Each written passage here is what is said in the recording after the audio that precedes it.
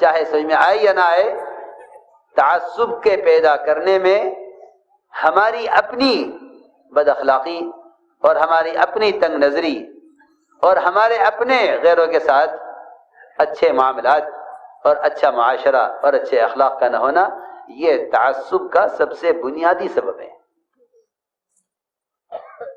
ورنہ یہ ممکن ہی نہیں ہے کہ مسلمان سے کوئی تعصب رکھے۔ وہاں تو کہہ رہے ہیں کأنہ ولی حمیم، کہ تم اگر اخلاق سے پیش آؤ تو یہ تمہارا جگری دوست بنے گا۔ ولی حمیم، قرآن تو یہ کہہ رہا ہے، یہ تمہارا جگری دوست بنے گا۔ میں صراحتاً عرض کر دیتا ہوں کہ عصبیت وہ بد اخلاقی بد معاملگی سے پیدا کی جاتی ہے۔ ہاں، اگر مسلمان یہ اپنے اخلاق اور معاملات میں نبوت کے مزاج پر آ جائے تو میں قسم کھا کر کہہ سکتا ہوں، دعوے کے ساتھ کہہ سکتا ہوں کہ تعصب ختم ہو جائے گا، تعصب ختم ہو جائے گا۔ یہ قسم کھا کر کہہ سکتا ہوں کہ تعصب ختم ہو جائے گا اگر مسلمان صرف اخلاق پر آ جائے۔ اس کے اخلاق کا حال تو یہ ہے کہ یہ اگر سلام بھی کرتا ہے کسی مسلمان کو تو پہلے شکل دیکھ کر پہچانتا ہے، پھر سلام کرتا ہے۔ یہ قرب قیامت کی نشانیوں میں سے ہے۔ یہ غیروں کے ساتھ کیا معاملہ کرے گا جب یہ مسلمان کو سلام کرنے کے لیے بھی اس کی معرفت اور جان پہچان کا محتاج ہے کہ بھئی یہ کون صحابی کا آپ نے سلام کیا تھا؟ مجھے خبر نہیں کون ہے۔ مجھ سے ایک صاحب نے پوچھا آپ نے ان کو سلام کیوں کیا؟ میں نے کہا کیوں مسلمان سلام کیا؟ اچھا کوئی جان پہچان نہیں ہے؟ میں نے کہا کیوں؟ اس کا مطلب ہے کہ قیامت قریب آ گئی ہے کہ سلام اسے کیا جائے جس سے جان پہچان ہو۔ صحیح روایت ہے التسلیم بالمعرفہ من اشراط الساعہ، کسی کو پہچان کر سلام کرنا یہ قرب قیامت کی نشانیوں میں سے ہے۔ قرب قیامت کی نشانیوں میں سے ہے کسی کو پہچان کر سلام کرنا۔ میں نے عرض کیا کہ حضور اکرم صلی اللہ علیہ وسلم کا معاملہ آپ کو ستانے والوں کے ساتھ، آپ کو ستانے والوں کے ساتھ، وہ مجبور تھے اس بات سے، بالکل مجبور تھے کہ آپ کے اخلاق اور آپ کی سخاوت انہیں یا تو راستے سے ہٹا دیتی تھی یا ان کو راستے پر لے آتی تھی۔ اس لیے میرے عزیز دوستو، سب سے بنیادی بات یہ ہے کہ ہم جتنی ہماری جماعتوں کی نقل و حرکت ہو رہی ہے، اگر یہ نقل و حرکت صحابہ کی طرح سخاوت کے ساتھ، اکرام کے ساتھ اور حقوق کے ادا کرنے کے ساتھ ہو تو میں تو سمجھتا ہوں کہ صحابہ کے زمانے کے اسلام کا تمام اقوام باطلہ کے درمیان اسلام کا تعارف کرانے کے لیے ان جماعتوں کی نقل و حرکت، یہ جماعتوں کی نقل و حرکت کافی ہے۔ ریکنسٹرکشن آف امہ ڈیلی میں کچھ اہم بات کہہ گیا ہوں۔ تمام اقوام باطلہ کے درمیان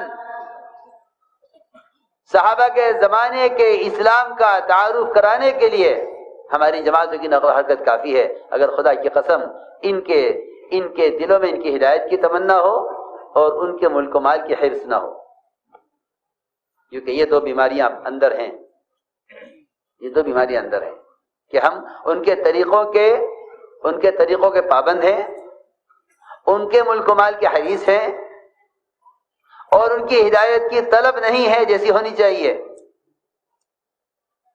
ایسے میں اگر مغلوب ہو کر مسلمان نہ رہے تو کیوں نہ رہے؟ اس لیے کہ مسلمان کے غالب آنے کے لیے یہ 3 شرطیں ہیں۔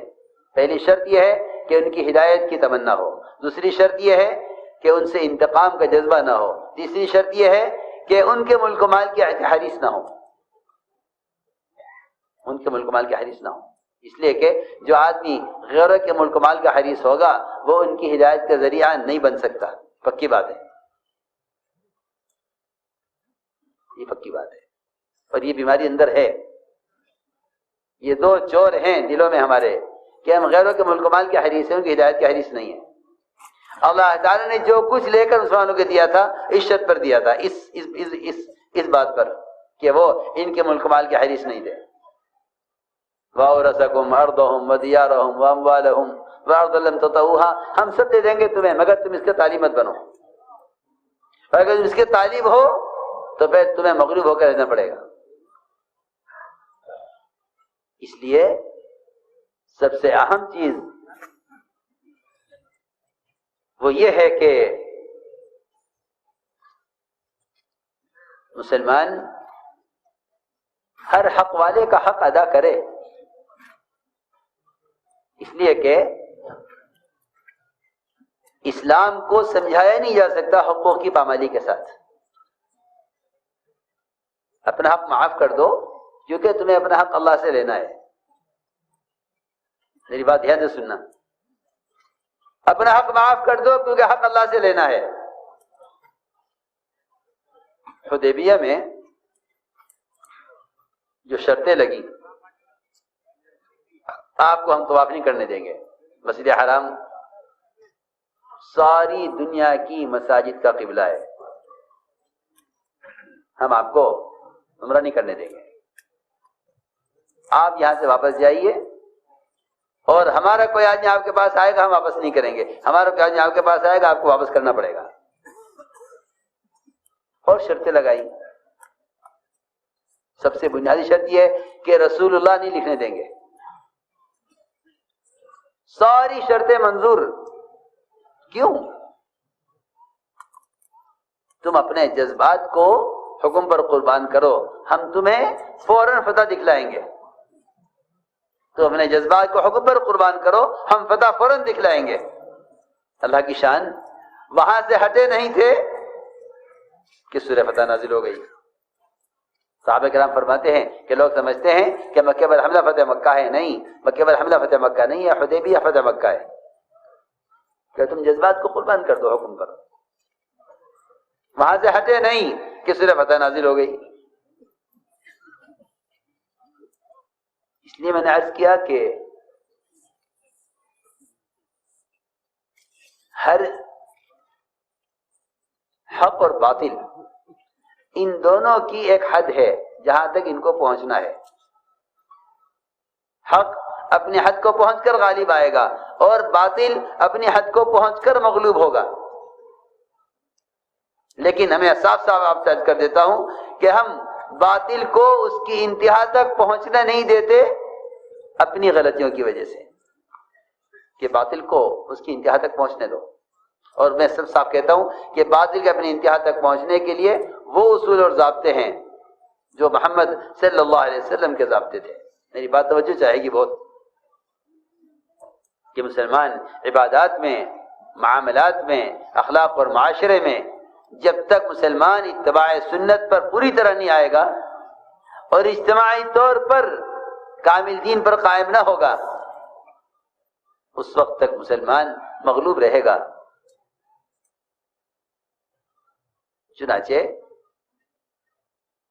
معاملات میں اگر حق غیروں کا ہے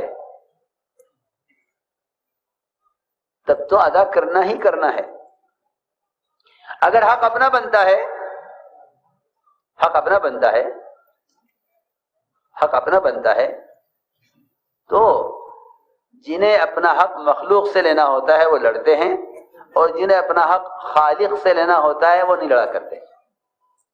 چھوڑ دو، سوچ آسان بات ہے. لڑتے وہ ہیں آپس میں جنہیں حق مخلوق سے لینا ہوتا ہے، اور جنہیں حق خالق سے لینا ہوتا ہے وہ آپس میں لڑا نہیں کرتے. کہ نہیں لڑتے، ہم اب خالق سے اپنا حق خالق سے لیں گے. جی ہاں، بہت آسان بات ہے.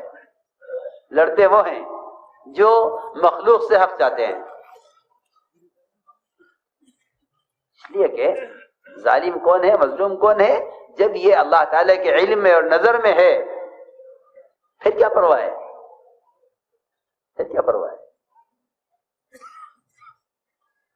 کہ صبر ایک واحد چیز ہے، صبر ایک واحد چیز ہے جس سے باطل اپنی انتہا کو پہنچ جاتا ہے جلدی، لیکن مسلمان کی بے صبری باطل کی مدت کو بڑھاتی ہے.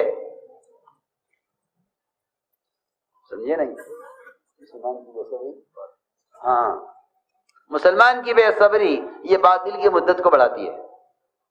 چاہو باطل کی مدت کو بڑھا لو، چاہو کم کر لو، یا صبر کا دامن تھام لو یا صبر چھوڑ دو. یہ بہت اہم بات ہے. اگر ہم اس کی ذرا غور کر کے گہرائی کو پہنچیں تو میں نے عرض کیا کہ صبر اور سنجیدگی اور وقار، ہاں احتیاج ہو، احتیاج یعنی ہم اللہ کے محتاج ہیں، ہم اللہ کے محتاج ہیں، ہم اللہ کے محتاج ہیں، اور وہ ہمارے بارے میں جو بھی فیصلہ کریں گے وہ بہتر کریں گے. جی ہاں، اس لیے فرمایا کہ وقار، سنجیدگی اور صبر، کہ صبر سے بڑھ کر مدد کے لانے کا اور صبر سے بڑھ کر مدد کو جلدی لانے کا اور کوئی ذریعہ نہیں ہے صبر سے بڑھ کر.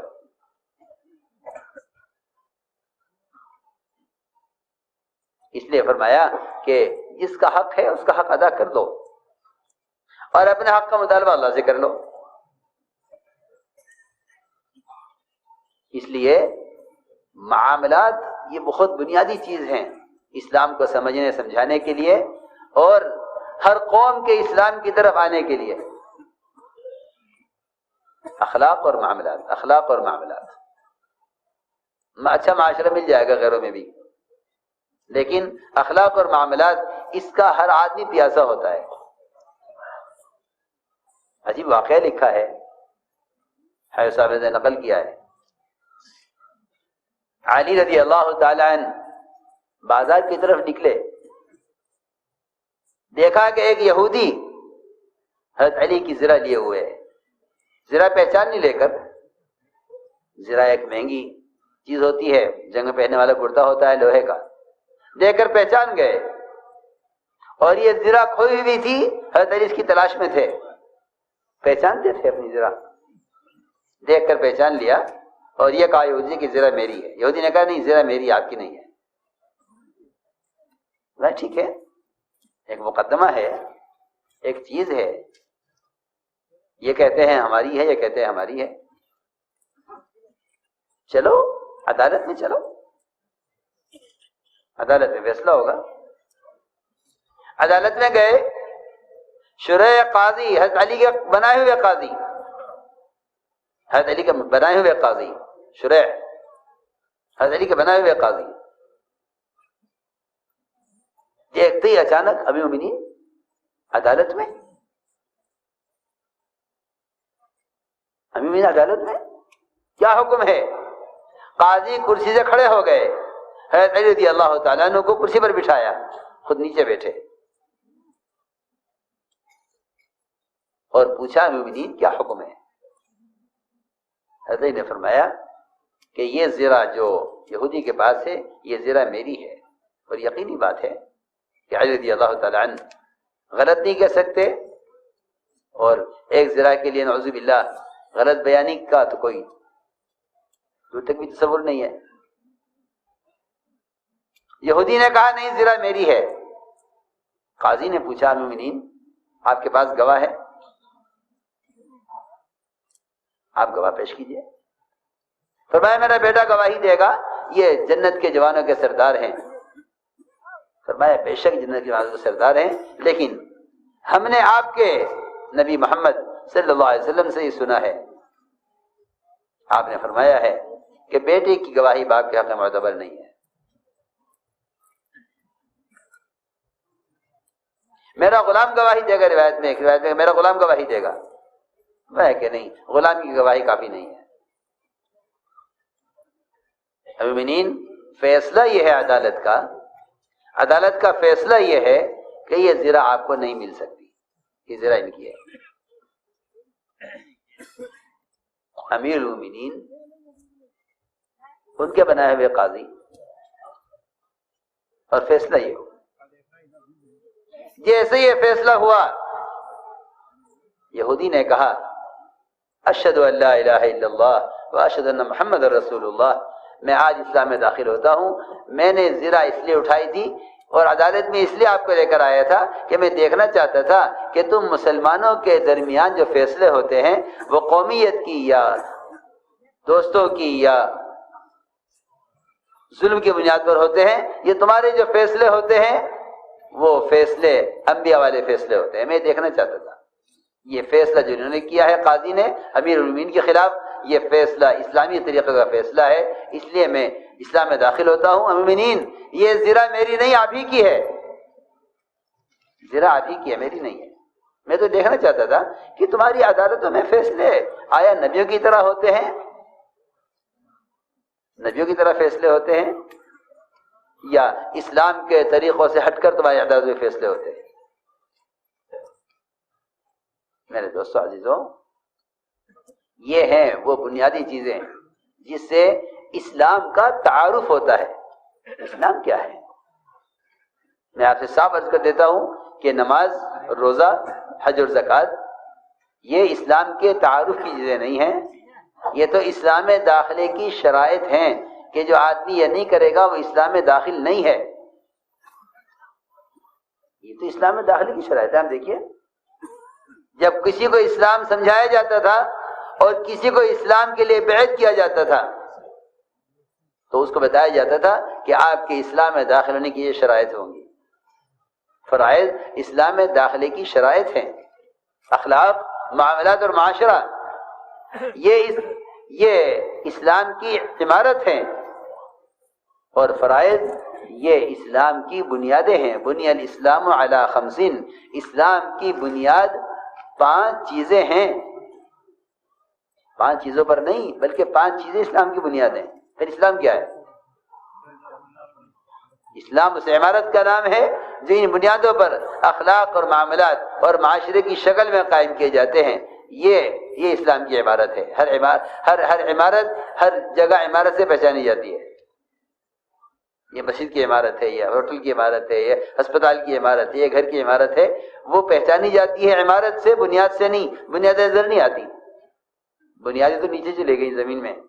ان بنیادوں کے بغیر، ان فرائض کے بغیر اخلاق کیسے بھی اچھے ہوں، معاشرہ کیسا بھی پاکیزہ ہو، معاملات کیسے بھی اچھے ہوں، اس پر قیامت میں کسی کو کچھ ملنے والا نہیں ہے.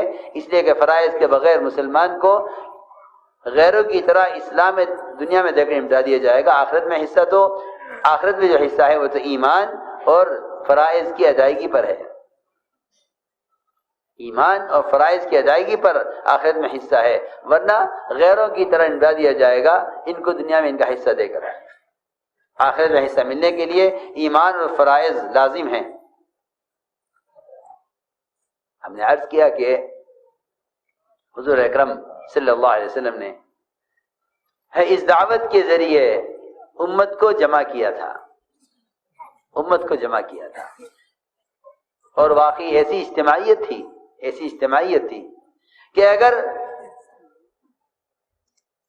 ایک ادنا سے ادنا مسلمان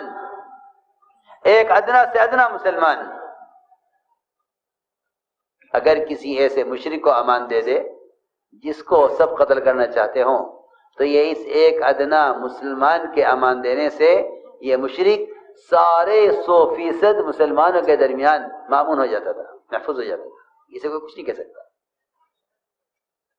کیوں؟ ایک مسلمان نے امان دے دی. یہاں ہمارے اس زمانے میں مسلمانوں کے آپس کے تفرق کا حال یہ ہے کہ اگر مسلمان کی ایک جماعت ایک فرد کو معاف کر دے گی تو دوسری جماعت معاف نہیں کرے گی کہ ہم معاف نہیں کرتے. مسلمان کو معاف کرنے سے وہی آدمی انکار کرے گا جو اپنے لیے اللہ سے معافی کا طالب نہیں ہے. مسلمان کو معاف کرنے سے وہ انکار کرے گا جو اپنے لیے اللہ سے معافی کا طالب نہیں ہے. اس لیے کہ یہی حکم فرمایا ہے فاعفوا واصفحوا الا تحبون یغفر اللہ لکم. فاعفوا واصفحوا الا تحبون یغفر اللہ لکم، کہ معاف کر دو، درگزر کر دو. کیا تم نہیں چاہتے کہ اللہ تمہیں معاف کر دے؟ جو آدمی اپنی اللہ سے معافی کا طالب ہوگا وہ مخلوق کو معاف کرنے کو اس لیے پسند کرے گا کہ اللہ مجھے معاف کر دے. اس لیے میرے دوستو عزیزو، حضور اکرم صلی اللہ علیہ وسلم نے دعوت پر امت کو ایسے جمع کیا تھا. دوسری بات یہ ہے کہ اس دعوت کے ذریعے سے ایمان کو باعتبار اطاعت کے سکھلایا تھا. ایمان کو باعتبار اطاعت کے سکھلایا تھا. ایمان اطاعت کا نام تھا. اسی لیے حدیث میں فرمایا ہے کہ مومن اللہ کی اطاعت میں نکیل پڑے ہوئے اونٹ کی طرح ہے. یہ زندگی کی کسی شعبے میں آزاد نہیں ہے. کھانے میں، کمانے میں، پہننے اوڑھنے میں، شکل اور لباس میں، اس سب میں یہ ایسا پابند اور تابع ہے جیسا نکیل پڑے ہوا اونٹ وہ تابع ہوا کرتا ہے. میرے دوستو عزیزو، ایمان کو اس کی علامتوں میں غور کرو. جو حالات دنیا میں پیش آ رہے ہیں مسلمانوں کو، جو حالات دنیا میں پیش آ رہے ہیں مسلمانوں کو، فساد کی شکل میں، قرضوں کی شکل میں، مختلف قسم کے ٹیکس، مختلف قسم کی رکاوٹیں ان کی تجارتوں میں، ان کی زراعتوں میں، ان کی کمائی کے نقشوں میں، ان کی ملازمتوں میں، ان کے اور پرسنل اور ذاتی مسائل میں،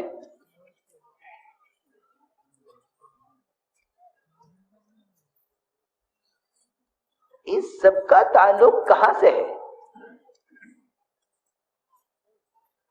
مومن، صاحب میں عرض کر دیتا ہوں، مومن اور کافر، اس کا جو فرق ہے حدیث میں کھول کر بیان کر دیا ہے کہ اس کا فرق یہ ہے کہ مسلمان اس کو اگر ایک پیر میں ٹھوکر بھی لگے گی تو اس کو فوراً معلوم ہو جائے گا کہ اس وقت یہ ٹھوکر جو میرے پیر میں لگی ہے یہ میرے کس گناہ کی وجہ سے لگی ہے. عجیب حدیث ہے، عجیب روایت ہے، واقعی غور کرنے کی روایت ہے. فرمایا کہ جو اللہ کو نہیں جانتے، جو اللہ سے ناواقف ہیں، جن کے اللہ کے درمیان پردہ ہے، ان پر آنے والے حالات، ان کی تجارت میں، زراعت میں، ان کی سرمایہ داریوں کے نقشوں میں، یا بیماری کی شکل میں، یا قرضوں کے مقدمات کی شکل میں، جس شکل میں حالات آئیں، فرمایا حدیث میں کہ ان پر آنے والے حالات ایسے ہیں جیسا کسی جانور کو باندھ دیا جائے اور پھر کھول دیا جائے. آپ میں بہت سے بھینسیں پالتے ہوں گے، اور یہاں تو سنا بڑی بڑی ڈیریاں ہیں دودھ کی، بھینسیں رکھتے ہیں لوگ. آپ جانتے ہیں جب بھینس دودھ روک لیتی ہے تو اس کے بچے کو کھول کر لاتے ہیں. وہ بھینس کا بچہ بھینس کے تھنوں میں منہ لگا دیتا ہے، بھینس کو دیکھ کر دودھ چھوڑ دیتی ہے اور بچے کو لے جا کے باندھ دیتے ہیں، دودھ نکال لیتے ہیں. کہ بھائی ایسا ہے، میں مثال لے رہا ہوں. یہ حدیث کو سمجھنے کے لیے اس سے اچھی مثال نہیں ہے. اس بچے کو نہیں خبر، حدیث میں ہے فیما عقل و فیما ارسل، کہ کیوں باندھا گیا تھا، کیوں کھول دیا گیا، اسے نہیں معلوم. ہماری سب سے بڑی اجتماعی غلطی اس زمانے میں مسلمانوں کی ہے کہ یہ پیش آنے والے حالات کو یا ماحول سے جوڑ دیتے ہیں یا حکام سے جوڑ دیتے ہیں. یہ ان حالات کو نہ اللہ کی طرف منسوب کرتے ہیں اور نہ ان حالات کو اپنے اعمال سے جوڑتے ہیں. حالانکہ سارا فساد بر و بحر کا، اس کا تعلق مومن کے بدن سے نکلنے والے اعمال سے ہے. سارا جھگڑا صرف اس بنیاد پر ہو رہا ہے کہ مسلمان اپنے حالات کو یا حکام سے جوڑ رہا ہے یا اسباب سے جوڑ رہا ہے. حالانکہ مسلمان کے حالات کا تعلق نہ اسباب سے ہے نہ حکام سے ہے. جس کی زبان پر بھی دیکھو گے شکایت انہیں حکام سے ہے. اور میں سوچتا ہوں، میں نے کہا کہ ان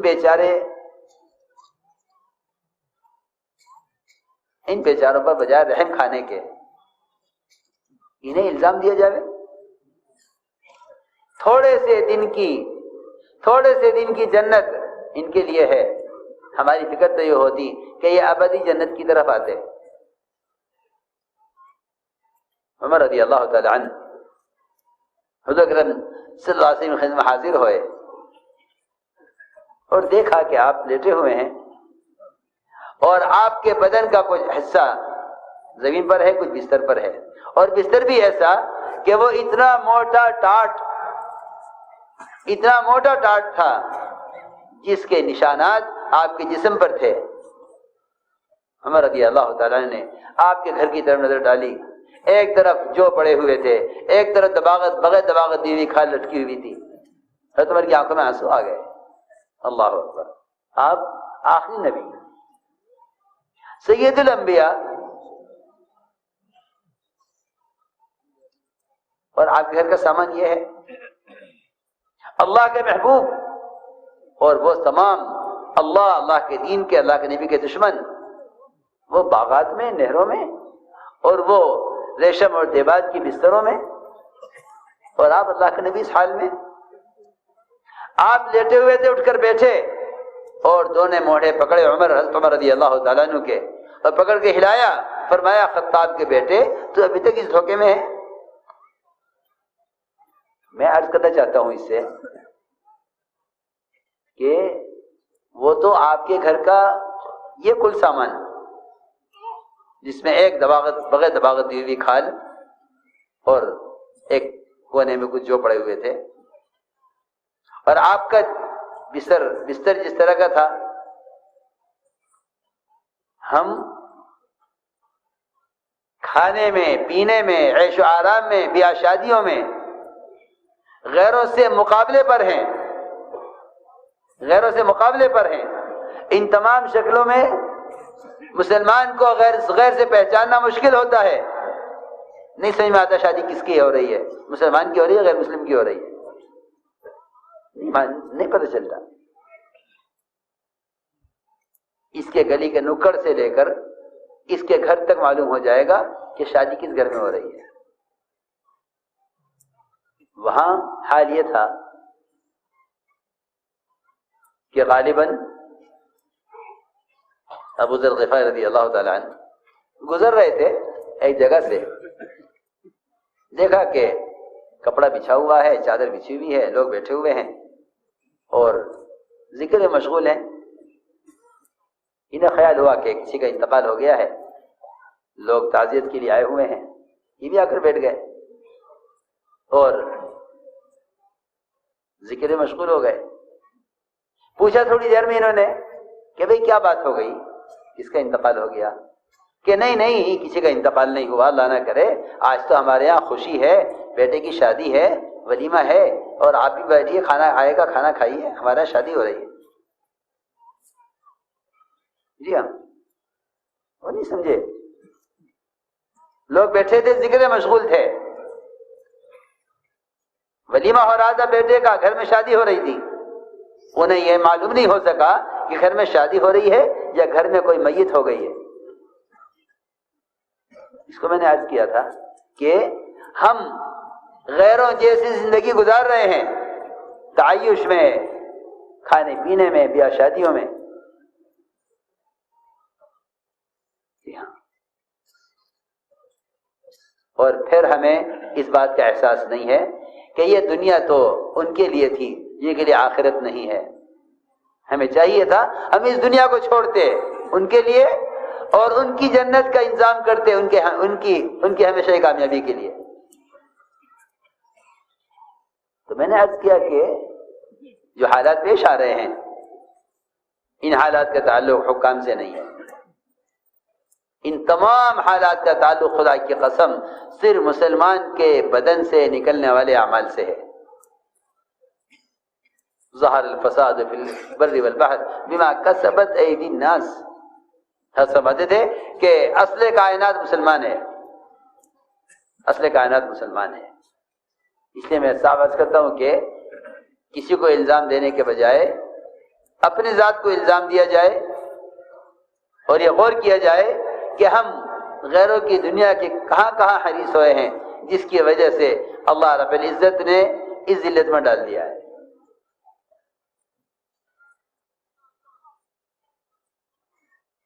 فرمایا اولئک عجلت لهم طیباتهم، یہ تو وہ لوگ ہیں کہ جن کے لیے آخرت نہیں ہے، اللہ ان کو دنیا میں دے کر نمٹانا چاہتے ہیں.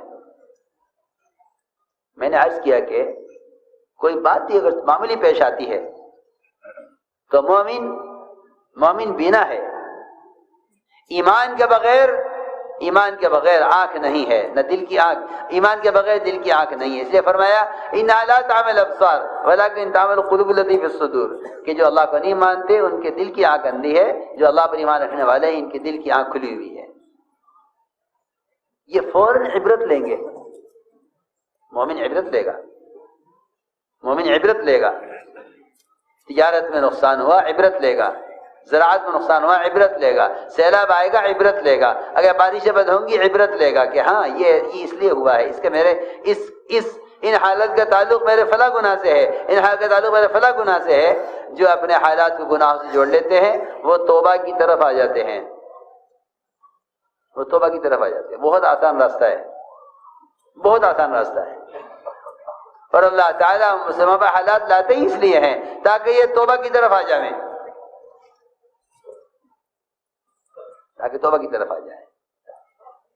میرے دوستو عزیزو، مومن اتنا سمجھدار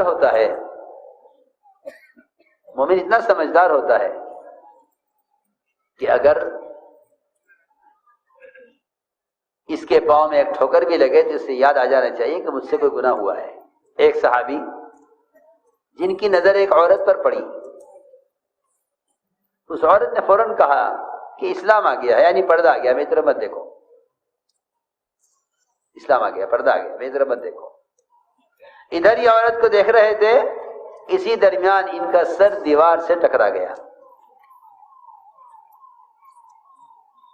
فوراً آپ کے خدمت حاضر ہوئے، عرض کیا، پوری بات آپ کے سامنے عرض کر دی. یا رسول اللہ، میرے ساتھ عجیب معاملہ ہوا.